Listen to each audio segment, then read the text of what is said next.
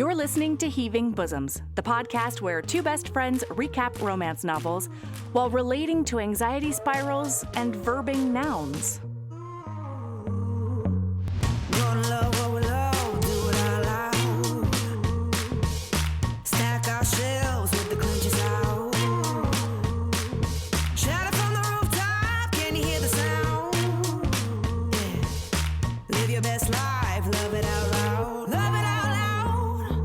Hey HBs, I'm so glad you're back for part 2. Before we get into it though, I've got some fun pieces of business to talk about. First, we've got the final book in the Relic series by Maz Maddox coming out on the bonus feeds. It's called Gardens and Ghosts, and like the rest of them, it's a ride. I would love to welcome some excellent additions to our Patreon community. Hey pals, and thank you for supporting us. Kimberly K, Lauren H, Sarah L, Danielle, Aubrey F, and Sarah H. Now, when we left off yesterday, these two colleagues had turned into flirty text friends because the magnetism between these two butch babes is undeniable. That's where we're jumping in. Here's part 2 of Higher by Roz Alexander.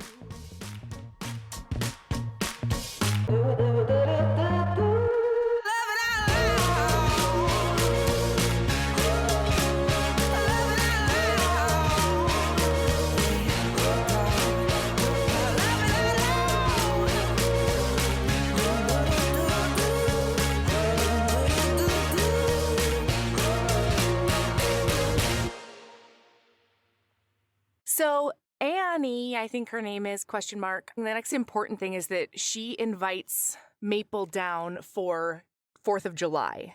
They're having like a barbecue at the house where right now Annie and Tally are living with Bubby and Zadie, their grandmother and grandfather.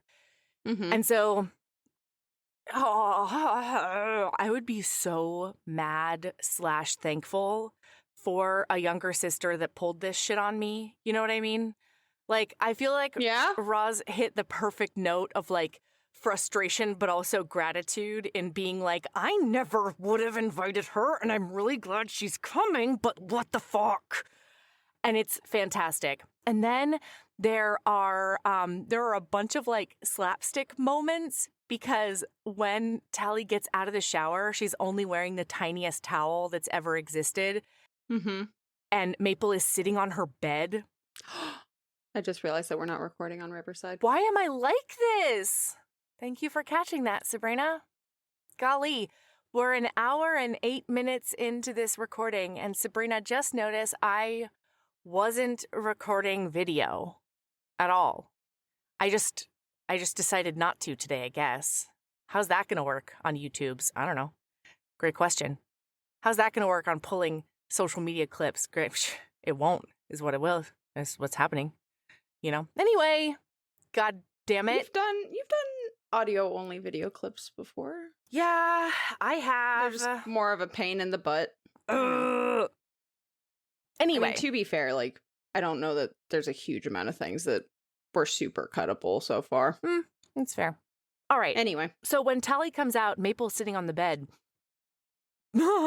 Hey, Maple, you remember the conversation that Melody and I just had that you were definitely here for about respecting boundaries? This feels like a weird thing to do. Respecting boundaries would be Maple's nosy little sister saying, yeah, just go on up to Tally's room. That's when you say, no, I'm okay here. I don't do that with my work job friends. Mm-hmm. That's not something I do, especially when I hear the shower going. That's attached to their bedroom. It's not something I do. Yeah, even if I walked into the bedroom, if I walk in and it is clearly shower times, I walk back out. For sure. Especially because, like, are they going to walk out in a towel? Or are they going to walk out naked? Do they air dry? They have a direct line of access. They have a direct line of access to their bedroom. Yeah. And, like, maybe they're an air dry girly, okay? We got to plan for these things. So Yeah, so they end up doing like barbecue times. Well, and no, then but first they... it's sexy because Oh, Maple, yeah, you're right. she backs Tally up against the door jamb, and then she's got her hand like in the top of that towel, and Tally is Uh-huh. just about to fold and fuck this woman in her grandparents' house, which she says later on in the book she would never do. Well, and then it's family barbecue times, party times in Tally's room, apparently, because now her sister who just moved back is there. Her Oh sister my who just God. moved back's friend is there. I think Annie may have showed up. I'm so honestly shocked that Simon, her rabbi boss, is not there. Sure. I can't believe that Bubby is still downstairs. I Like, know. bring the finger foods. We're all snacking on Tally's bed now. Yeah. Well, and Tally is so not prepared for this that she jumps out of her boots like, I don't know, a wily coyote, and Maple hasn't let go of the towel. And so poor Tally goes ass over tea kettle onto that bathroom floor, buck ass naked in front of her colleague and her sister, etc. But then Maple moves in front of her with the towel to Yeah. block the view. And But then shuts the Maple's door. looking right all over the place. Okay, there's not much And then Maple they all didn't just see. keep hanging out and they're talking. Yes. And Tally's like, "Hey, bud, Get the fuck can you out." give me some fucking clothing and leave?" I thought that was baffling too. Like, why are you even asking your sister to get you clothes? Get Like, just leave. out. Everybody get out of my fucking room. Yeah, Why are you here? I did not invite you this is in not your here. space. Tell you that much. Oh my God. Meddling sisters. It's incredible. I mean, it was so funny. The scene Oh, it was hilarious to read. Yeah. So they do the whole barbecue. Maple's immediately part of the family. They're adorable. And then at the very end, Maple's like saying her goodbyes. And Annie, the meddling little sister, is like, oh, by the way, Tally's going on a date tomorrow, and I think you should stop her. And Maple is obviously like mad, crushed, ? Like, Well, no, hang on. So you skipped this bit. Oh. They end up out on the roof together. Tally and Maple are chatting on the roof. They end up learning a lot about each other. yeah, this is when And her Maple adoption is spoken about. Mm-hmm. And they talk about like their families, and this is another time that I really appreciated this because Maple did take this one to heart. Is Tally's like, I know that Annie invited you, but I do need you to understand that I was more their mom than their sister, and I kind of view them that way. Like, they are my sisters, but Mhm. also there's a separation that I try to keep with them. Mm-hmm. That her doing things like trying to matchmake with you is crossing It's that weird. boundary. Yeah. And then they just like get to know each other more, and Tally They're starts like softening. snuggling a tiny bit. They're like, their legs are touching. And at another Mhm. point, Maple puts her arm around Tally, and Tally leans into her shoulder. Ooh. Yeah, it was really cute. And then we do end up in that scene because when Annie tells Maple this, Maple and part of her brain parts is like, this feels like one of those things that Annie shouldn't be saying, and this is exactly what Tally was talking about. Yep. And so Maple's like, hey, just like that, if Tally wanted me to know that, she would tell me herself. Yeah. And I was like, Maple, Yeah. Maple, Yeah. Maple, fuck yeah. And then, but she is a jealous little gremlin about She's it. protecting herself. I see no fault with Maple here whatsoever. I also see no fault. Yeah. Because Maple just Because Maple's like, she thinks to herself, like, we're not dating, but we're also not dating. like, you know? I wouldn't be dating somebody right now. Like, and all I could think though is I'm just kind of, I guess I'm a little bit sensitive to this because I don't clock relationships the way a lot of people do. And so like, if you want to have that kind of thing, like we really need to have a DTR. We need to define this relationship if you don't want, which I'm saying no to that. Sure. But that's like, you have different expectations in this instance, you know? Mm-hmm. And so, and that's okay for in this instance, in this situation, like it tracks because like they've been flirting over text back and forth. There's a lot of really cute text exchanges that we've seen on page. Mm-hmm. And then the next day. Maple leaves her alone, very maturely. Uh-huh. Okay. And But- then Tally is texting Nope, her at nope, about 8 p.m. Then Maple loses it. Maple is no longer mature, and so she sends a really fine but completely passive-aggressive, "So how was your date?" And then Tally goes, How do you know You're I right, was on that a does date?" start that. Yeah. Mhm. It could have been an afternoon date, and Maple is like, "Well, I know it wasn't, because and I learned from a little bird Mm-hmm. that it was a Dinner and a a movie. whole ball game, Okay. dinner and a movie, Wow. classic date." And Tally's like, "Well, you can probably guess how it went based on the fact that it's 8 p.m. and I'm home texting you." But meanwhile, Maple's like, this is a golf situation. Maple's like, well, maybe the date was so good that they just skipped the movie and went back and like banged their brains out. And now she's just texting me post-coital is what she's doing, is probably what's happening. She is in bed with this woman. with this person right now. and texting me. Mhm. And it's like, oh, Maple, dearie, that's I not love what's Maple though, happening. because she clocks the crazy as she's experiencing it. You know, she sort of calls herself out on how ridiculous that is. Which, like, what a fucking mood. What a mood. As you are spiraling, losing your mind, there's like that little part of you in the back corner of your mind going, Hey, bud, hey, reel it in. hey, buddy, this isn't good. That's probably not. You should. You know, that sounds really outlandish, right? Mhm. Anyway, Like, maybe. well, and maybe so not. then a very important conversation comes out of this, and that is why I forgave the passive aggression. Because, Tally says that the date was fine, Linda or whatever her name was great, but Maple ruined her. Mhm. And so it didn't do anything. And Maple's like, ruined? Talk more about that. What's going on over there? She says, what is that? And then Tally goes, I don't know, maybe just some of like the brave honesty you've been talking about. maybe I'm doing that. Oh, it's so great. Yeah, it's really cute. So they get talking a little bit, and it's become very clear that they're into each other. Yeah. They're into each other in a way. Wait. that I'm just gonna read this because it's amazing. Sorry. Hey, listener, spoiler alert, Melody's not actually sorry. Yeah, Continue. you're right. Call me out. Listen, Linda was perfectly nice.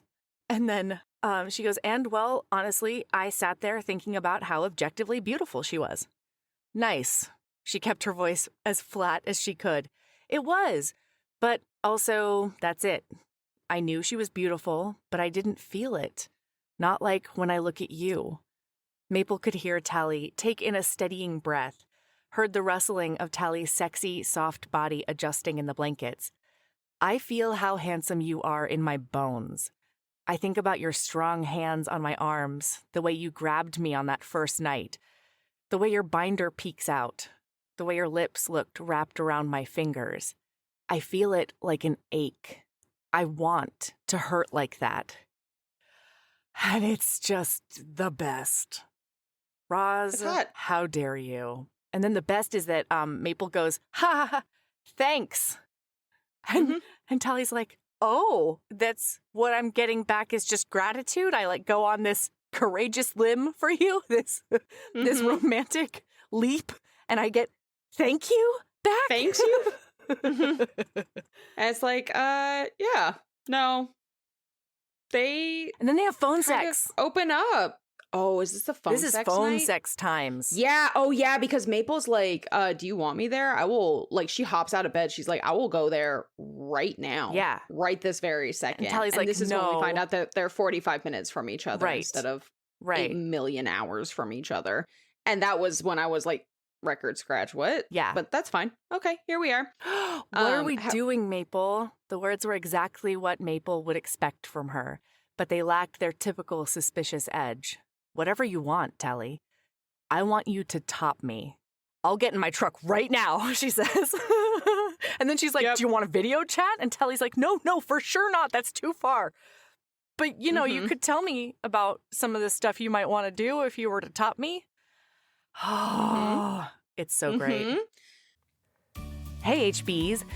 Pippa Grant has a hilarious rom-com that's hot off the presses and ready for you. I was hooked on the premise alone. An unforgettable revenge date between a famous British single dad and a small-town girl who's ready to mic drop her way into her best future. Here's the description.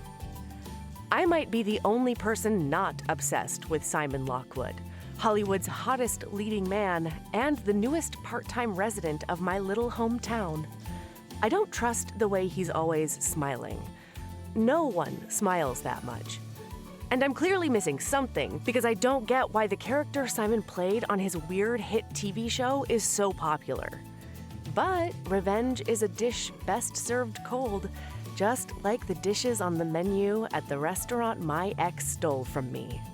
So, Simon feels guilty enough about his twin teenage boys accidentally getting me arrested that he wants to take me out on an apology date?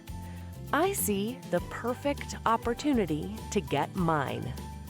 One night, one date, one very loud public scene at my ex's grand opening, and then I can wash my hands of men forever.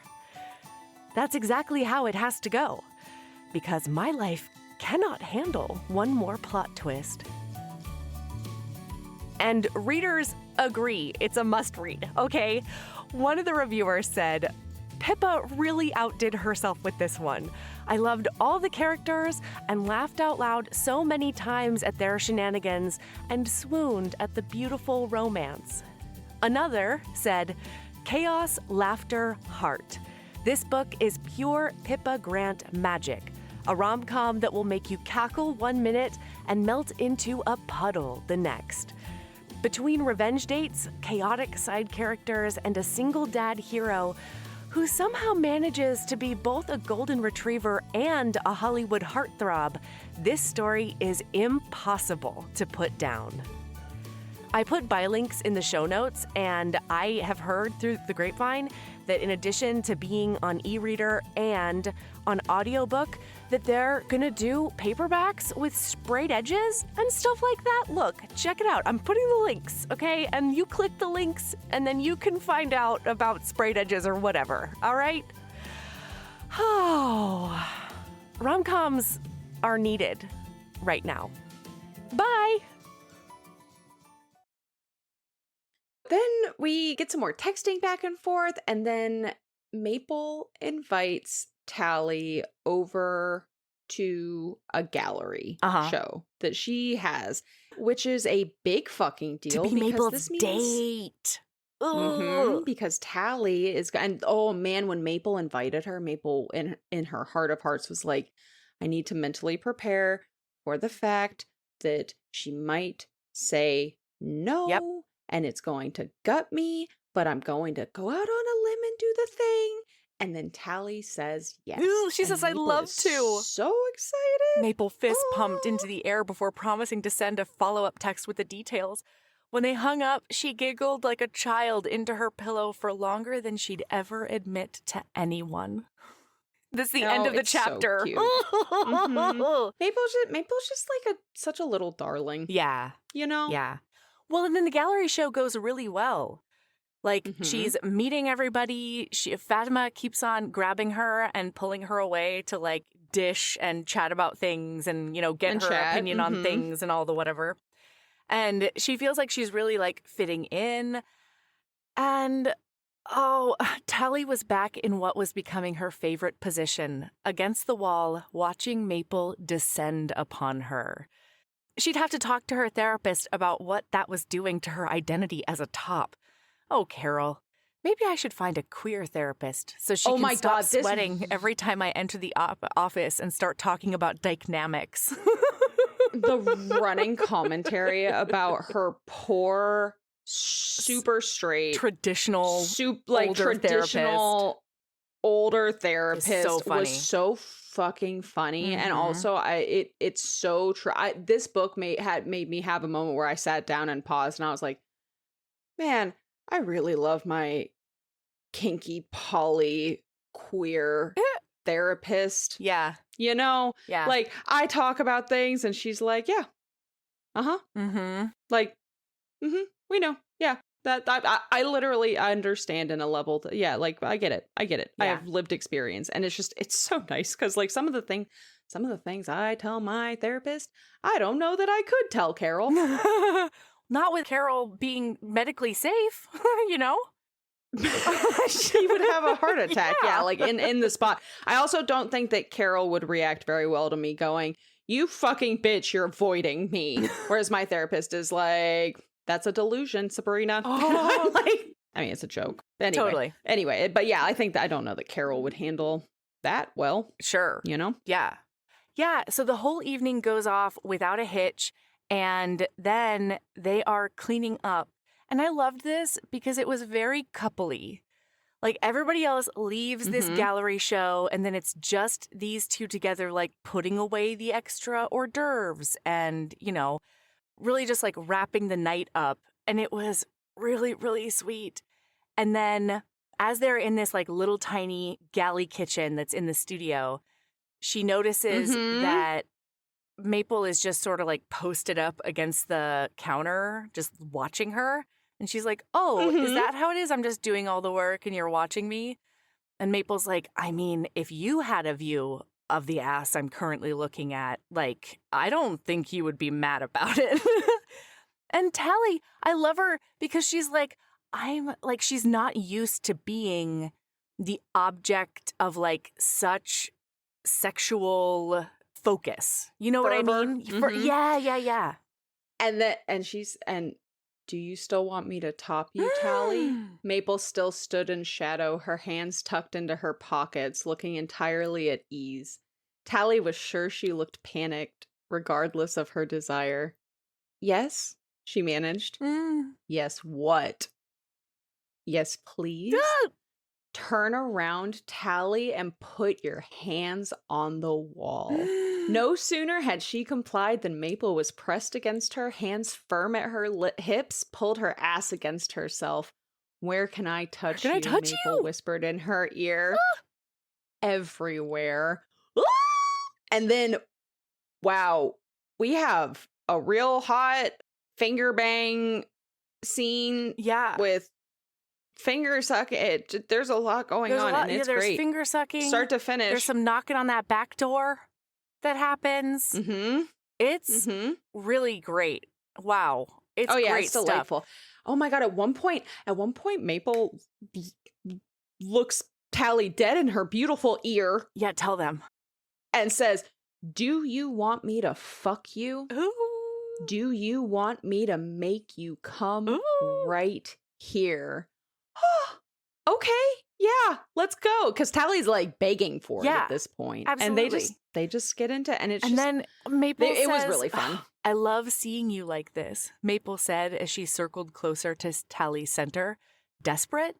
No, all mine." Oh my god, Roz. are a... Wow. I'm borderline mad at you. Yeah. It's just borderline? Well, I can't. How can I be mad for such You're like, genius? how can I... You know what I mean? How can I in good actually be mad at this horny magic? Right. I can't. Come on. Yeah, that's fair. So, okay. So then after everything comes down, Tally offers, she's like, "Is there anything I can do for you?" And Maple's like, "Nope, I'm good." And she notices that Tally gets really sleepy after orgasms, and she's like kind of falling over a tiny bit, and it's really cute. I felt uncomfortably Did you feel a little seen by that. I felt a little seen as somebody who, like, I can keep going, but I would also just as happily just roll over and take a little nippy nap. You know, this is nap time now, right? This is what we do post orgasm. Oh, there's more touching and okay. Hang on, let me rally. Yeah. But Tally asks before they go to bed, can they go outside and just like get some fresh air, essentially? And Maple's like, "Yeah, absolutely." Yeah. So they go out and get this fresh air, and Maple's like, "Is everything okay?" And Tally, she says, yeah, everything's fine. It's just like there's just so many feelings, and I need to figure out how to process them. and the air helps. You know what I mean? And Maple thinks to herself, like, Mhm. no, I don't know what you mean. And I want to know everything happening in your brain and body and soul and everything else. Yep. Ugh. Mhm. And then some fuckface. Yeah, content warning for like on-page homophobia, just Yeah. cuz and like reaction to homophobia because some asshole drives past and throws out some shitty comments Yeah. about, but About their Butch women presentation, being about and stuff like like that. everything. Them being together, Yeah, and so- etc. And this is the catalyst that launches Tally into burn it all down, essentially. Yeah, with anybody else, I think this would be a burn it all down territory. Luckily, Maple knows Tally by now. They've been texting for like 6 months, They've been talking for a while. But yeah, Tally just like completely shuts down and is like, actually, instead of going back up and going to sleep, I am going to drive all the way home right now. And Maple's like, what? Like, because of that asshole? What's happening right now? And I've been there. yeah, sure. Where like something happens and you're like, I don't care. I'm going home now. Yeah. This is too much. And Maple's like, look, come, why don't we just go up and have this fight inside? This is the dumbest fight 2 people have ever had. And then Tally goes, yeah, you're probably right. And so, you know what? I will call you tomorrow to apologize. Not only for what I said about something else, but like how I'm I'll behaving. call you There tomorrow we to go. apologize for this fight and for not going home with you and letting you fuck me silly a Yes. second time. Yeah, that is a shame. Space, though, makes the heart grow fonder, Maple offered. Right. And with that, Tally was gone. And I loved in a worse book, this is a 3-chapter fight. Yes. Yeah. Yeah. But they're It's like not by in the this end book. of it, they're both like, okay, we had a intense reaction Mhm. to what just happened, and we are still angry, but we're gonna step away from it. Yeah, absolutely. And then they talk on the phone the next day, and Tally's like, I'm really sorry for what happened last night, and Maple is like, it's fine. Yeah, I'm not mad at you. Like- and Tally's like, why not Mhm. though? I feel like you should be mad. And it says it's the first time Maple has heard that suspicious tone back in her voice in a while. Oh, it's great. Now, Tally figures some things out because Annie gets accepted to that program in Germany. Yes. And suddenly, Tally has to confront the fact that Annie is a whole ass person who can take care of herself, and the phone is sufficient for her relationship with Tally. It does not have to be a feed me, I'm a baby bird situation anymore. And so, Which if all you've done your whole life I mean, is take care of I Yeah. get it. yeah, I've had to cognizantly work and talk to my siblings and put effort into sort of severing that maternal relationship on both sides Mm-hmm. and really Yeah. truly just like being their sibling now because I raised them, Mhm. And it's hard. It's so hard to be like, nope, that's not my thing to comment on unless they ask. It's their life and Yeah, they need to they're be able to adults. do it. And I love them. Whether or and not that's it. they're prepared to do it, Yes. it's their job now. I mean, because This also, is I think it helps that I'm closer to their age. I think it's harder as a parent to come to that realization with your kids. But since I'm well, so yeah, much because ultimately closer- you are still their parent, and so there is a certain dynamic there, whether or not you are actively parenting them. Yes. Well, but I Mhm. also think that they're like a lot of times, especially with the way that people are, birthing now, like into later and later years. As a parent, I would have been much farther away from remembering what it's like to be a 22-year-old making decisions and Yeah. realizing that, like, I had no idea what the fuck I was doing when I was 22, and it turned out fine, I think it's harder to remember that as a parent than it is a sibling closer to that age. Yeah, that makes sense. Especially because my siblings are just older siblings, right? Yeah. We have a older, different relationship. Mm-hmm. And even with that, it's bananas to me. Like, I don't understand my brother. I love my brother, but he's Yeah. 12 and I'm in my Yeah. early 30s. And I can only imagine Sure. what it's like to if he was 12 and I was 42, Yeah. you know? Like, oh, we're in two completely separate arenas of Especially life. like with the speed at which technology is advancing. Like it literally is a Mhm. different world Oh, yeah. from when I was a teenager. Literally a different world. If it was even further than that, like if we were still using rotary telephones as the norm in your childhood, and then you're trying to talk to a kid that like has an emergency cell phone at 11 or whatever, like that, it's a Mhm. totally, completely different culture, experience, everything. And Mhm. I think it's harder to remember that as a parent because like Yeah. the need I still to fix and I also and still have moments where like you and I would have both grown up with this, but where like you are not on the internet as yourself. You do not share public information or oh anything yeah. like that. Like you don't there's no names. There's no like you're like stranger danger online and all of that jazz. And like Mhm. sometimes I hear about things and I'm like, you have what on the interwebs? I Your think whole about some of the name and things like I used to have on the internet and I'm like, "Oh, you sweet, sweet summer child. What the fuck?" And I've had to oh, like delete a bunch of shit that really? like the Facebook about me. I was very dedicated to being accurate and detailed in my presentation. Like get that Yes. off your fucking Facebook, Melody, Or at you the absolute very monster. least, make it Maniac. not publicly visible. Yes. Yes, yes, yes. Yeah. Yeah, Yeah. boy, I still don't understand modern internet where it's like, you don't need to know this about me. No. If you don't already know this about me, you don't need to know this about me. No. That's not No. information that is mission critical to us being You're in at each least other's going to have lives. to throw out some cash for a background check or something like that. I'm not doing your homework for you. You know what I mean? Jesus.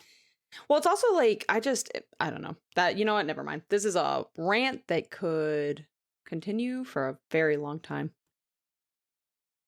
So as she's coming to this like realization, she's been flirting with the idea all book about, and people have been making comments about her finishing rabbinical school. Because it really is just like when she left, there was literally one semester. Yeah. So she's already realized that like it is a possibility. And then now with this acceptance letter, she's like, okay, I don't Well, have and they a were purpose excited to anymore. take her back. They were like, Oh, yeah. yes, I've been hoping you would reach out to me. You were so close. All right, let's make this happen. Yeah. Tally's like, I don't even know if my advisor will remember me. And the advisor's like, I've been waiting for this email since you left. I'm so glad. Like, we're going to make it work. It was really cute. It was, yeah. And so she's like, I need a purpose. My purpose cannot be external in this way anymore. And so, yeah, I think it's time that I go back to school. And she makes this decision. And with that email that her advisor sent to her, there was also like a bunch of job listings that she was like, if you know anybody, we're hiring in these like different positions. And she passed that on to Maple so that, Because Maple, there was an art position. Yeah. And Maple can like disseminate it on all of her artist friends. Well, and we didn't really dive into this from the beginning, the beginning, but from Maple's point of view, we've been seeing a lot of stuff about her experience and what it's like being Sephardic versus Ashkenazi within the Jewish communities and how she does not get signed on for art throughout the rest of the year. It's specifically during 1 month. And so it's really, it means a lot that her art got accepted essentially for this Rosh Hashanah holiday that Annie is putting together for the synagogue. And when they're having this basically DTR like serious talk at one point right around here. They have this discussion together that really clears the water in a lot of ways. And I really loved this because at one point, I don't have it highlighted, but there was a joke that it wasn't really it was when they were fighting, I think, after the homophobic incident. Oh, God. Yeah, she says something real dumb. Tally does. Maple is like, what do you mean this is fast? If this is like, if we were anybody else 6 months in, we would have U-hauled already. We'd be like, married. What are you talking about? And in this conversation after it, Tally says, I just need you to understand that while you might think we're moving slowly, this is pretty fast for me. When my mom died, I cut off the life I'd been living and my circle shrank by a lot. And I haven't let anyone new in. I want to let you in. I need to figure out how to do that, which is really thoughtful. And then in the same conversation, Maple opens up about her perspective from everything that had happened because she's talking about all that rejection stuff, the racism, the Ashkenaz normativity from all the times I've tried to be involved in mainstream Jewish stuff before. I'm letting it get all tangled up in us, and I want to work on processing all that and doing some healing and not let it poison all this goodness we have. She's also decided that she's going to go to therapy for that, which is really, like, that's hot. Yeah, hot. Man. Hey, girl. Because she needs to process it outside of her relationship. Yeah. Yeah. Oh, my gosh. Well, and we skipped a couple of things, but they're not important. Basically, Tally does a very mean thing, according to me, Melody, and probably also Sabrina, where she's like, yeah, there's another thing I'm thinking about, but I want to talk to you in person in 48 hours. And there's no way that you'll die stewing on that. Because Maple's like, are you breaking up with me? Like, what's going on? Yeah. This is don't mention it or say it right now. Yeah, like people are like, oh my God, they're keeping a secret from it. Keep it a secret until you are ready to bring it to my attention. Keep it a secret because just sitting there with this like an ulcer. Like just for 2 days? Let me know what it's about. Yeah, at the very least. Yeah. Oh anyway, my God, Maple is fine with this because she's a much higher evolved human than I am or something. You know what I mean? She knows the secret to something or other. And she's fine with it. Okay. That's what we're doing. Yeah. I feel fine. Okay. Yeah. It's something I can't understand. So it has to be like a level I haven't attained yet. You know what I mean? No, but that's okay. Okay, fair enough.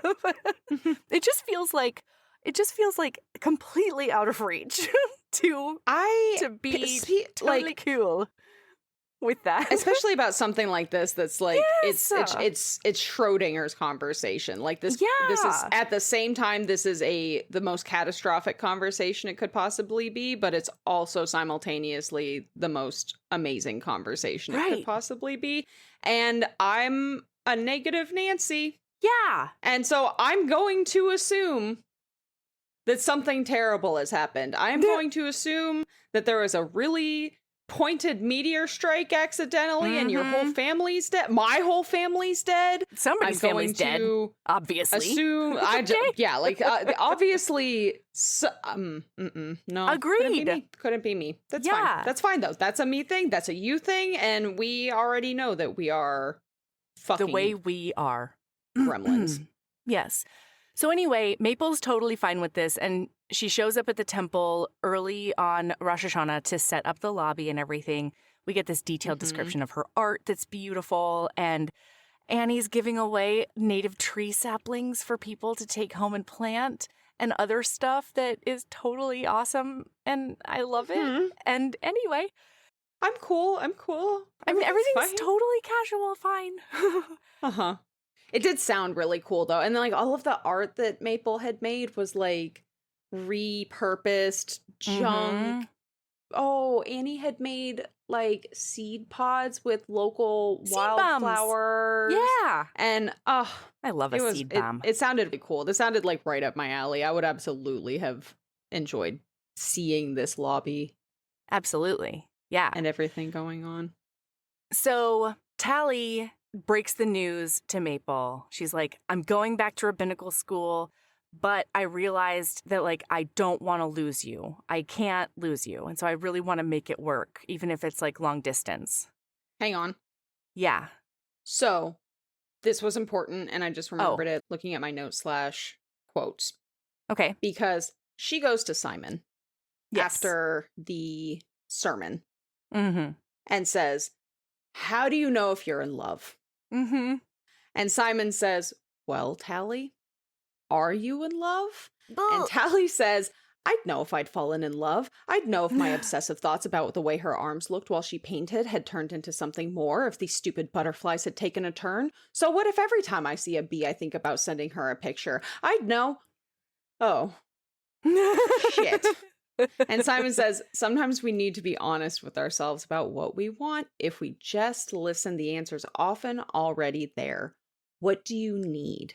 And she says, "To be brave." Because this is hugely her stepping out of her comfort zone. Most and definitely. So then now we're back in lobby times, and it's time to talk. And Tally cannot hold it in anymore. It's time to discuss. Yeah. So she tells her that I'm going back to rabbinical school, and I really, really want to make it work. So Tally is like a little bit verbally spiraling because she's like, I know it's going to be hard. And like, oh man, have you changed your mind? And like, oh no. And Maple's like, whoa, whoa, whoa, slow down. Tally's rambling. Yeah. And Maple's like, "You're worried about long distance." And Tally's like, "Well, I was, but I was listening to Simon talk about eco disasters and war crimes yesterday, and I realized I don't want to let you go." So romantic, Maple teased, but pulled her closer. "I don't want to let you go either." And then they're discussing how it's going to be hard, and then she says, Tally's, yeah. No, this is Melody, I don't think you or I love a single human being in the world enough to do this. Oh. Because Tally says, in response to it being hard, she says, "Long distance, but we'll figure it out. I'll get a social media account for you. I'll tell all the strangers on the internet how proud I am of my hot, smart, butch, Jewish girlfriend." And Maple understands how big that is and says, "About that, you see, well, you've changed your mind already? No, don't be ridiculous. I just don't want to sound like a stalker. What? Are you suggesting moving with me right now? Because I mean, Tally, stop talking before you say something that makes me regret the rest of my sentence. First of all, I didn't know you'd decided to go back yet, and I applied for that teaching position at the school, and I got it.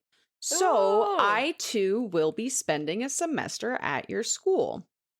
Also, I'm in love with you." Maple was frightened she'd broken Tally. And she's like, now she's freaking out. And then Tally says, "I love you too.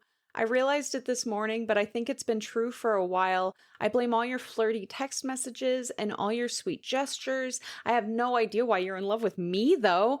Tally, don't. Of course you do. I'm in love with your honesty and that kind, gooey center you think you're hiding under all your prickly words.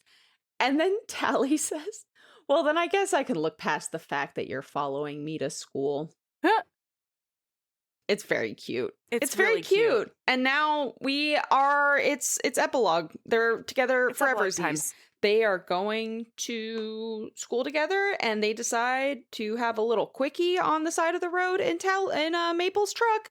Hot. And then it's real hot, and there's rimming. It's hot. There's sapphic rimming in this book, listener. Yeah.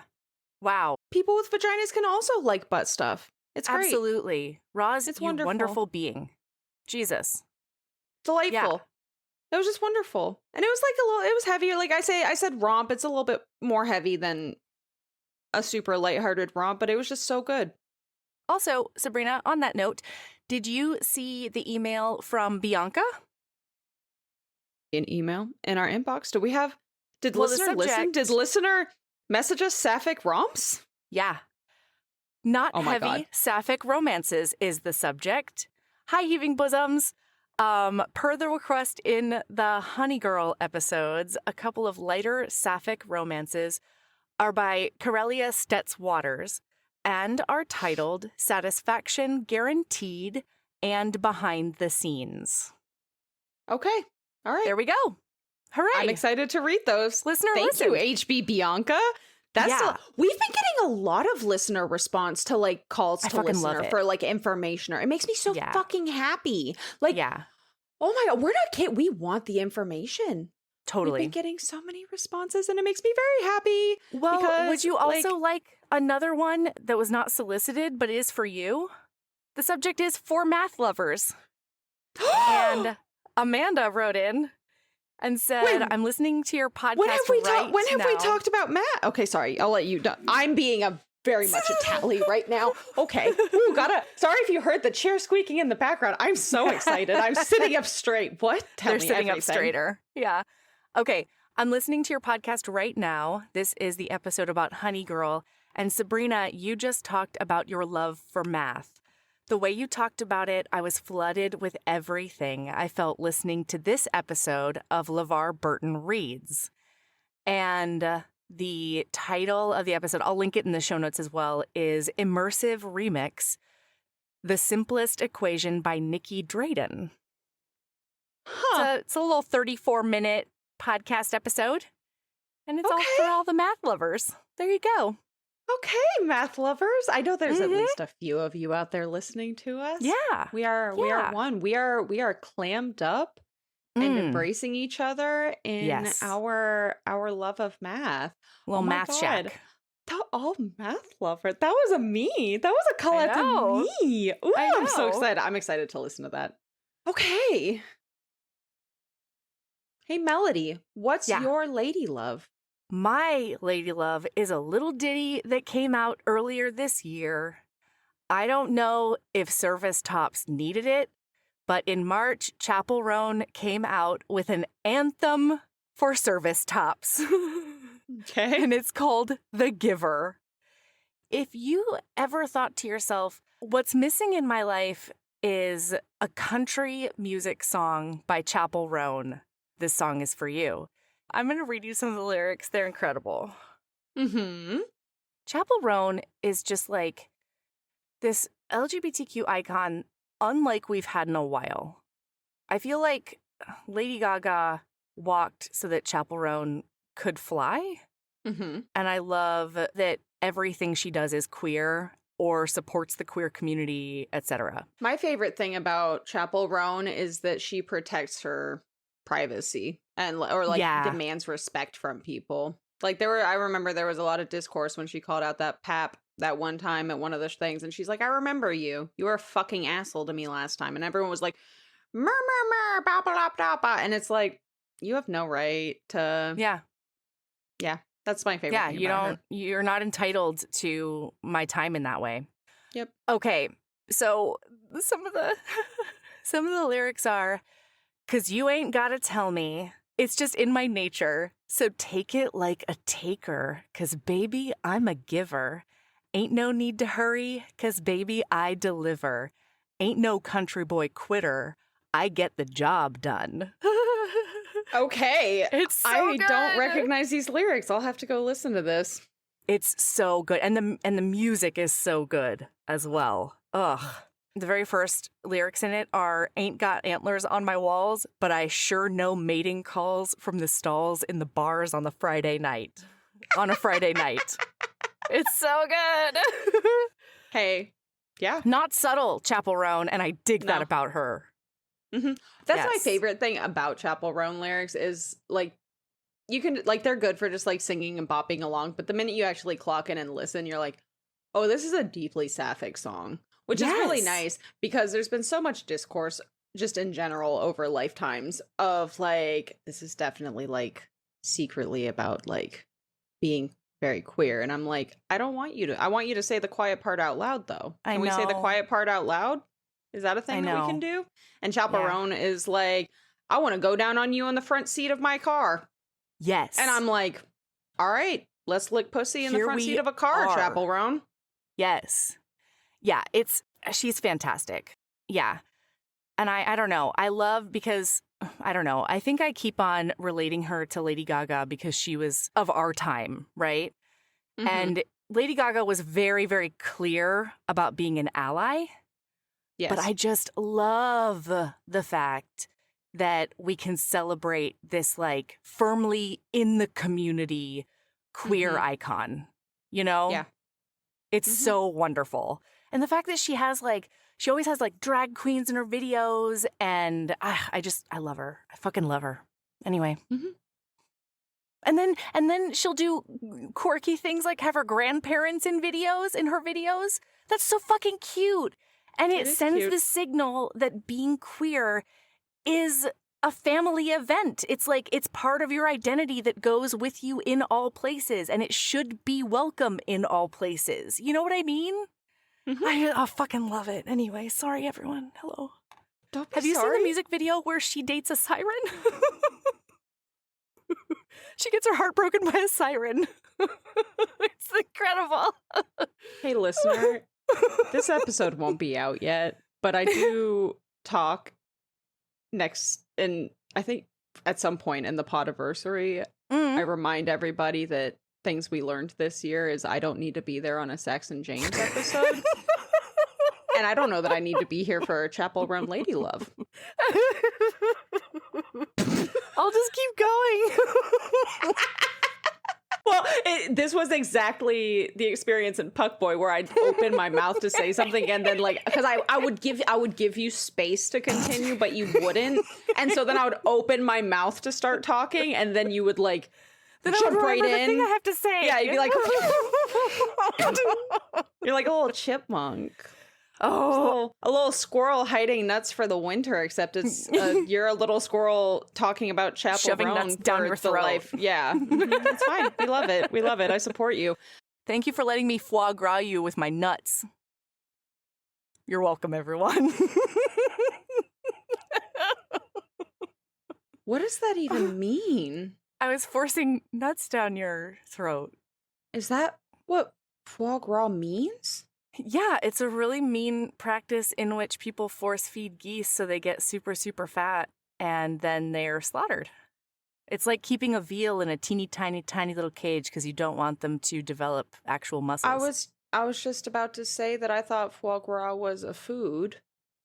Yeah, it's goose meat after it's been literally force fed.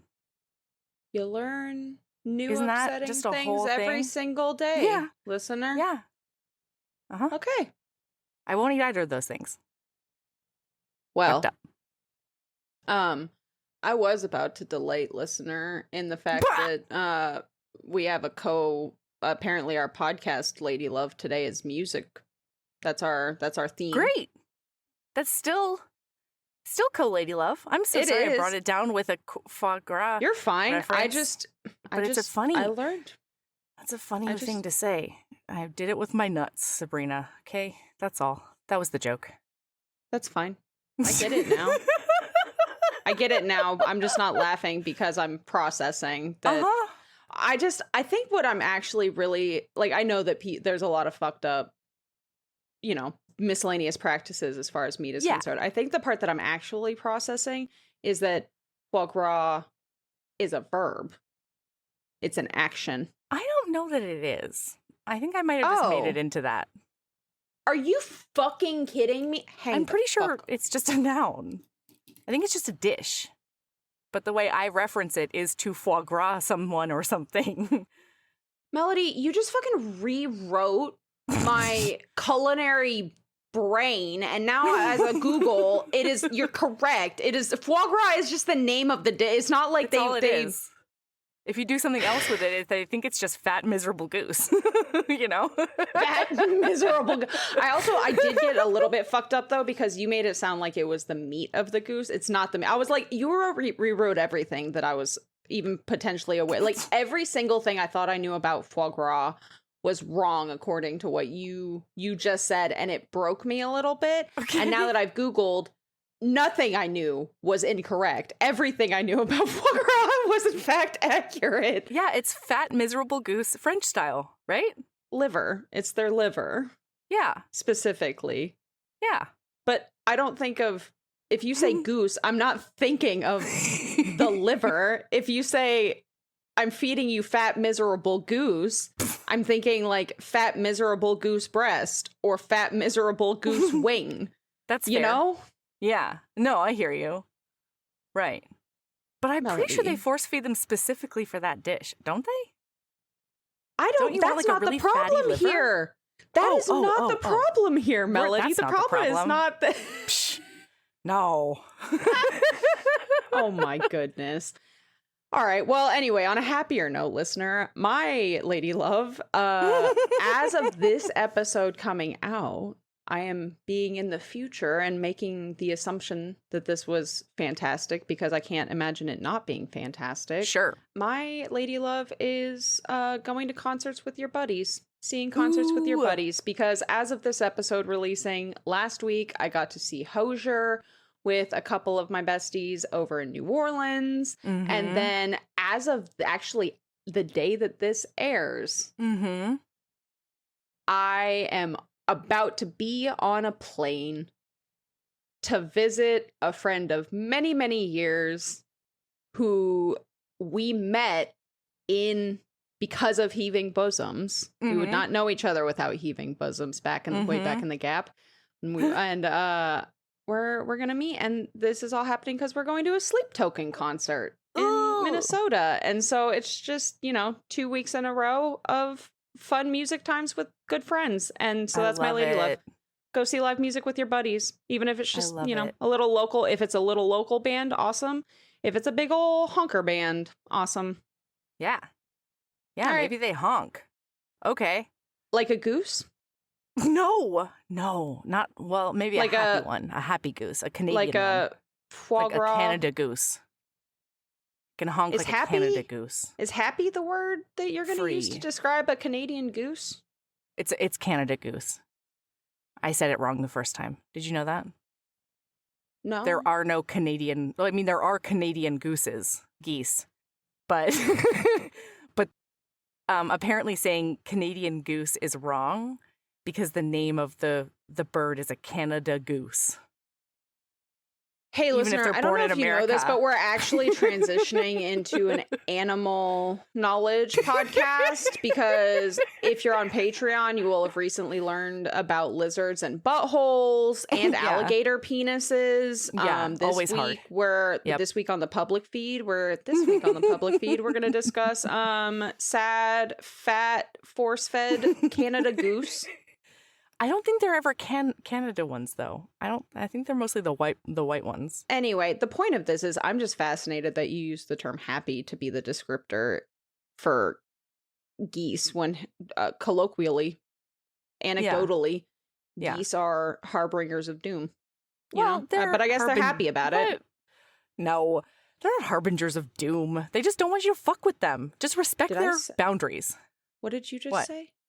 Harbinger. Harbingers? Harbinger of Have doom. I been saying it wrong my whole life? How do you say it? She's looking it up live on podcast. Maybe I'm saying it wrong. What? Oh my god, not only have I been saying it wrong, I've been reading Yeah. it wrong. I thought it was Oh.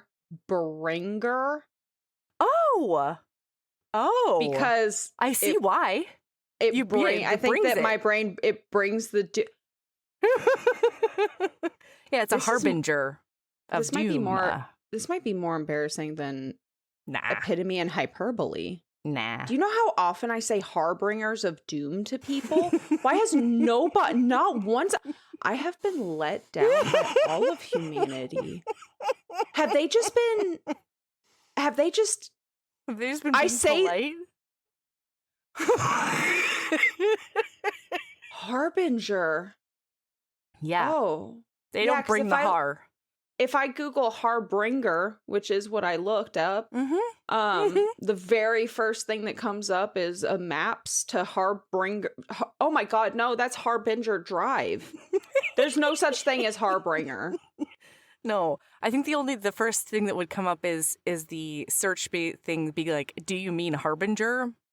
That Well, might come up. No, and now this is even worse. It said, do you want, now I changed it because it gives you the option where it's like show results only for Harbinger. And when I Mhm. clicked that, it says including results for Harbinger, even though I said show results only for Harbinger, because Harbinger is so not a thing that there are no things to Google about it.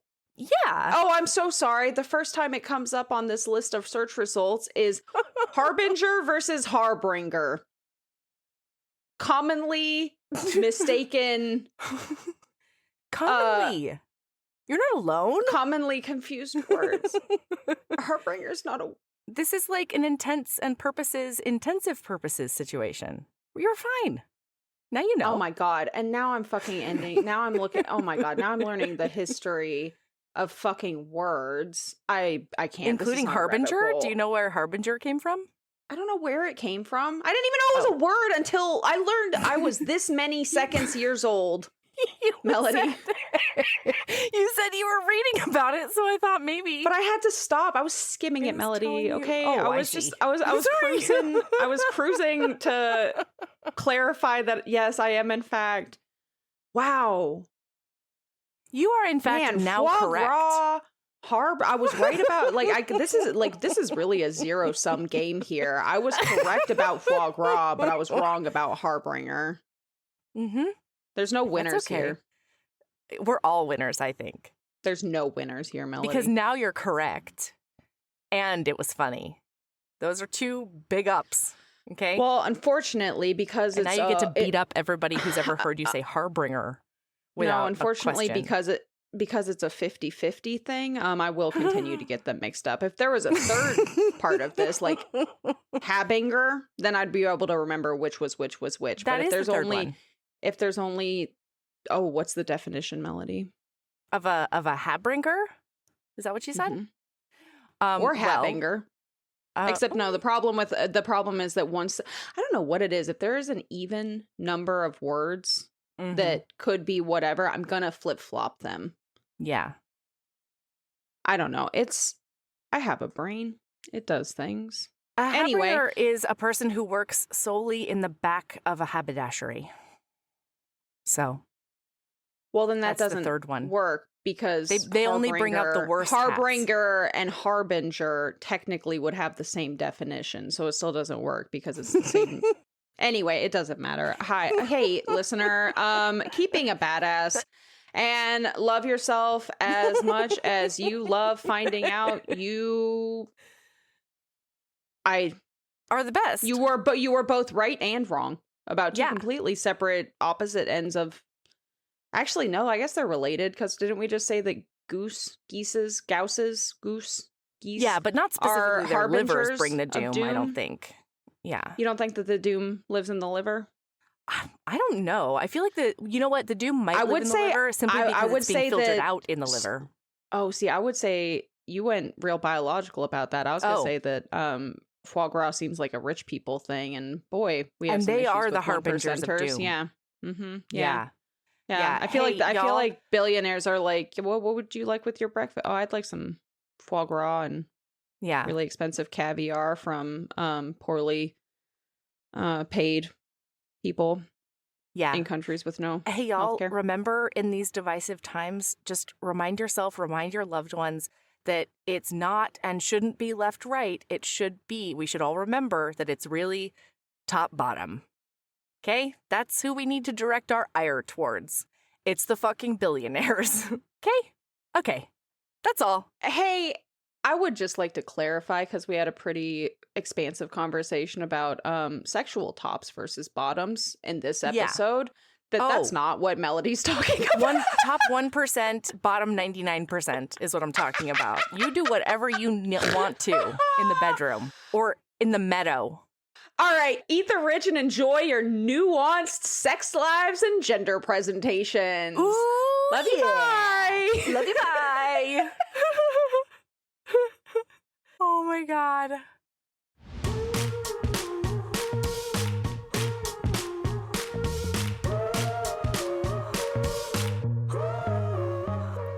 Thank you for listening. Next week, we'll be back with our 8th annual Potiversary celebration. And we'll have a special guest who you're going to want to meet. Heaving Bosoms is produced by us, Melody Carlisle and Sabrina Bradley. Editing is done by me, Melody Carlisle. Our theme music is by the incredible singer-songwriter Brittany Fonts, and our art is by the ultra-talented author Kate Pryor. If you like our show, remember to follow us on your favorite podcast app, rate us 5 stars, and leave a review. That one small action is a huge way to help the show. If you want to get in touch with us for advertising inquiries or anything else, you can email us at heavingbosomespodcast@gmail.com. If you want more of us, visit patreon.com/heavingbosomspodcast. You can also find us on Instagram at Heaving Bosoms, on TikTok at Heaving_Bosoms, and in our Facebook group, the Heaving Bosoms Geriatric Friendship Cult. See you next week.